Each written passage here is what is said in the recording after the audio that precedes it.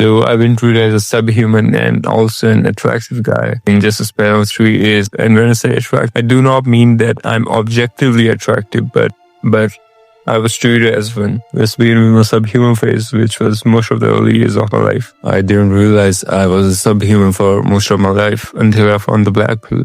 Because of the blue pill that my parents and teachers fed me. And when I discovered the black pill, I realized how obvious these signs were that I'm a subhuman and why people treated me that way. My posture was terrible, I looked terrible, and I had all those traits that a loser has. I still remember I was like 5 inches taller than everyone around me, but still got bullied. And when I look back at it, I realized how stupid I was. I barely had any friends, so during lunch I had to make this tough decision of sitting with my bullies, hoping that they will ignore me and just let me sit with them.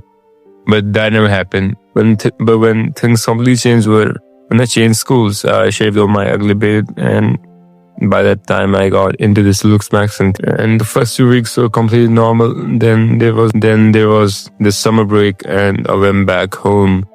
And on day 1, there were like 3 girls asking for my Instagram, and that never happened to me. That was like completely new to me because I barely even talked to any girls in my whole life until then. People were much nicer to me after that, and nowadays seems like at least like 3 to 5 compliments a day. So that's why you don't need to ask anyone if you're attractive or not, or if you're ugly or not, because the world just gives you so many obvious signs that you can't just ignore it. But it's a bit different for men who are like 4.5 or 5.5, because when you're in that category, you're basically invisible to the general public. You wouldn't get any obvious signs, and the